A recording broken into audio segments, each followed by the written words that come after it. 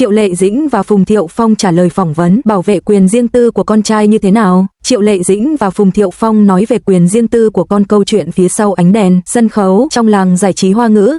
Việc bảo vệ con cái khỏi ống kính truyền thông từ lâu đã trở thành một chủ đề gây tranh cãi, nhưng khi cái tên Triệu Lệ Dĩnh Phùng Thiệu Phong xuất hiện cùng cụm từ quyền riêng tư của con trai họ, mọi câu chuyện bỗng trở nên sâu sắc hơn, nhân văn hơn.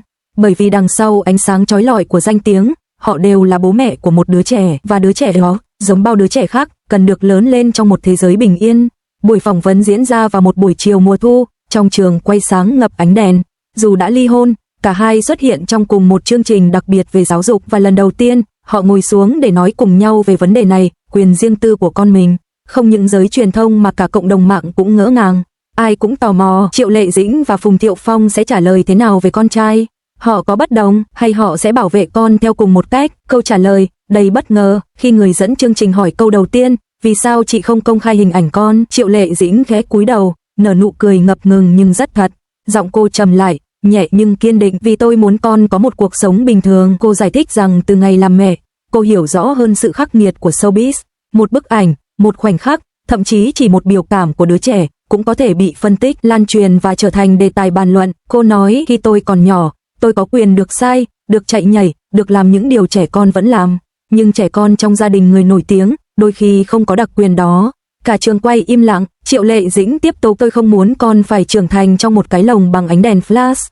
Tôi không muốn con đi đâu cũng bị nhìn chằm chằm. Tôi muốn con được té ngã, được nghịch bẩn, được chơi xấu, mà không bị ai quay lại hay phán xét.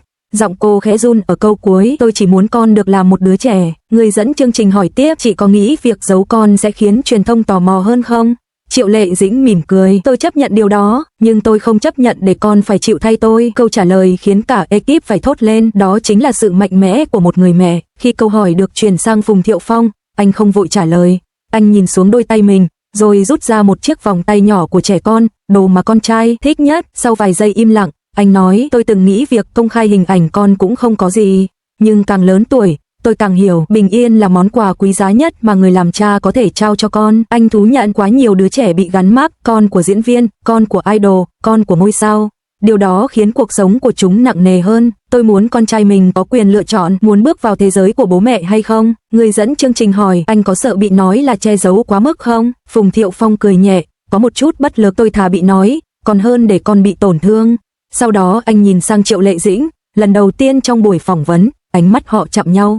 Không phải ánh mắt của vợ chồng cũ, không phải ánh mắt của nghệ sĩ, mà là ánh mắt của hai người đang cùng bảo vệ một sinh mạng nhỏ.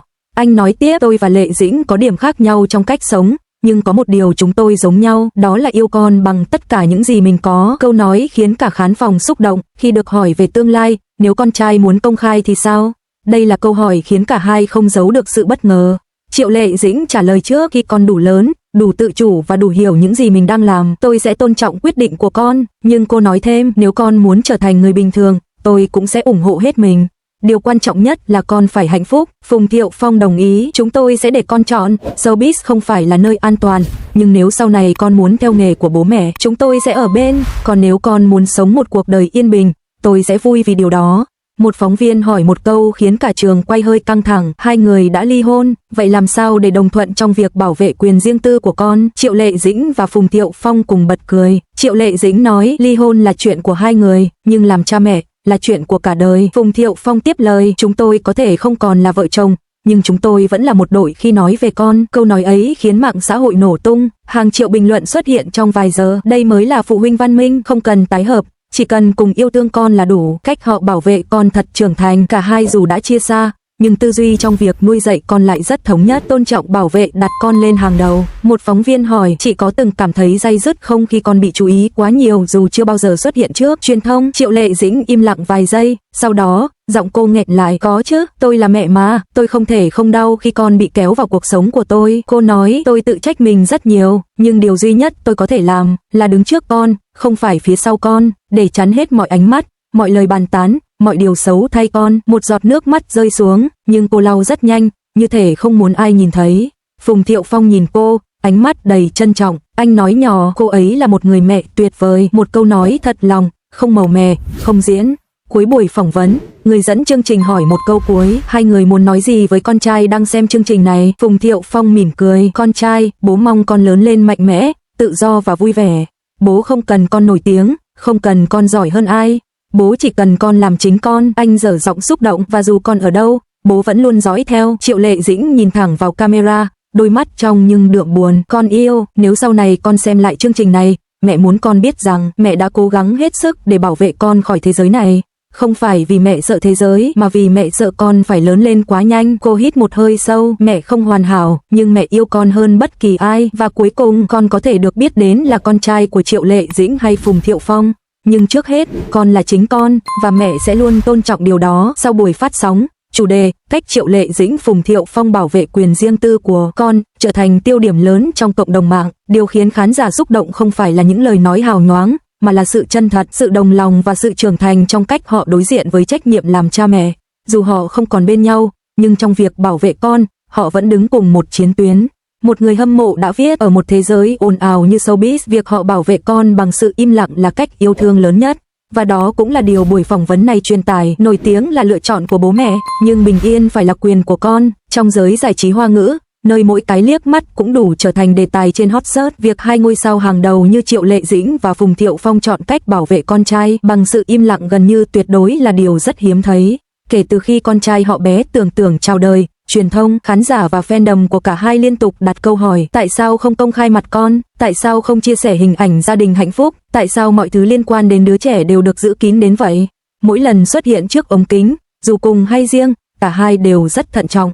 Và rồi, trong một buổi phỏng vấn chung hiếm hoi được cho là vào giai đoạn cả hai đã bình tĩnh hơn sau ly hôn, họ đã lần đầu chia sẻ nhẹ nhàng nhưng sâu sắc về lý do vì sao phải bảo vệ con mình bằng mọi giá. Đó không phải câu trả lời để làm hài lòng truyền thông, đó là lời nói của cha và mẹ lặng lẽ nhưng đầy sức nặng. Ngay từ những ngày đầu tiên Triệu Lệ Dĩnh mang thai, paparazzi đã theo dõi sát sao từng hành động của cô, không ngoa khi nói rằng từ lúc bé chưa chào đời, em đã nổi tiếng vì bố mẹ quá nổi tiếng. Triệu Lệ Dĩnh từng nói trong một đoạn phỏng vấn, lúc con còn chưa biết nhìn mẹ, thế giới bên ngoài đã biết đến nó.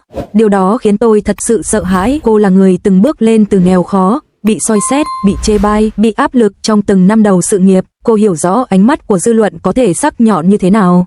Cô không muốn con mình, một đứa trẻ còn chưa biết đi, phải chịu thứ cảm giác ấy. Phùng Thiệu Phong cũng đồng ý tuyệt đối. Sinh ra trong gia đình Trâm Anh Thế Phiệt, anh quen với việc mọi chuyện đời tư đều có ranh giới rõ ràng. Với anh, càng là con của người nổi tiếng, càng cần sự bình yên. Chính vì vậy, sự thận trọng của họ không phải là chiến lược, đó là bản năng làm cha mẹ. Buổi phỏng vấn diễn ra trong không gian kín, không quá nhiều phóng viên, không phải chương trình giải trí ồn ào, không phải talk show câu view, chỉ đơn giản là một cuộc trò chuyện nhẹ nhàng mà cả hai đồng ý tham gia vì muốn làm rõ một lần. Khi được hỏi tại sao hai người lại hạn chế chia sẻ về con đến vậy, Triệu Lệ Dĩnh mỉm cười nhưng đôi mắt có chút trùng xuống. Cô chậm rãi nói, vì tôi biết áp lực mà một đứa trẻ phải chịu khi sinh ra trong ánh đèn. Tôi trưởng thành từ đó, tôi không muốn con lặp lại chuyện của mình. Phùng Thiệu Phong ngồi bên cạnh khẽ gật đầu. Anh tiếp lời, đứa trẻ cần có tuổi thơ bình thường, chúng tôi có thể sống cùng sự chú ý của công chúng, nhưng con thì không. Một câu nói đơn giản nhưng khiến cả trường quay im lặng vài giây. Trong khoảnh khắc ấy, hai người dù đã không còn là vợ chồng vẫn vô cùng thống nhất ở một điểm: bảo vệ con là điều quan trọng nhất trong cuộc đời họ. Dĩnh Bảo không phải tuýp người thích phô trương đời tư, cả sự nghiệp cô hiếm khi chia sẻ về gia đình, tình cảm hay chuyện riêng, nhưng khi nhắc đến con, cô dịu dàng theo một cách khác biệt. Trong phỏng vấn, cô tâm sự, nếu đăng ảnh con, tôi phải đảm bảo rằng con 18 tuổi sẽ không nhìn lại và nói, mẹ ơi, sao mẹ đăng hình con mà không hỏi con? Tôi muốn tương lai con có quyền tự quyết về hình ảnh của mình. Đó là điều rất nhiều người lớn không nghĩ tới. Triệu Lệ Dĩnh không chỉ bảo vệ đứa trẻ ở hiện tại, cô đang bảo vệ quyền tự do của con trong tương lai. Cô cũng kể rằng, nhiều lần nhìn thấy con chơi đùa vui vẻ, cô muốn chụp ảnh lắm chỉ để khoe với fan vài tấm đáng yêu. Nhưng cuối cùng, cô vẫn không làm. Tôi có thể hy sinh hình ảnh đẹp của bản thân, nhưng tôi không muốn lấy sự riêng tư của con để đổi lấy bất kỳ điều gì. Phùng Thiệu Phong trong phỏng vấn hiếm khi nói dài, nhưng hôm ấy, anh nói rất nhiều. Anh nói về nỗi lo phổ biến của những người làm cha mẹ trong showbiz. Paparazzi theo dõi trường học của con, họ hàng bị hỏi thông tin riêng tư, trẻ nhỏ bị gắn với tên tuổi của bố mẹ, mỗi hành động đều có thể bị tung lên mạng. Anh thở dài một hơi, tôi không muốn con mình trở thành tiêu đề báo, con chỉ nên là một đứa trẻ, chỉ vậy thôi. Phùng Thiệu Phong còn kể một câu chuyện nhỏ, một lần anh đưa con đi sở thú, paparazzi bám theo, anh phải vòng xe qua 3 con đường khác nhau chỉ để chắc chắn không ai đuổi theo. Khi được hỏi, có khó chịu không? Anh trả lời, nếu phải khó chịu để đổi lấy sự bình yên cho con, tôi nghĩ điều đó rất đáng. Sau khi thông báo ly hôn, áp lực lên quyền riêng tư của đứa trẻ càng nặng nề hơn.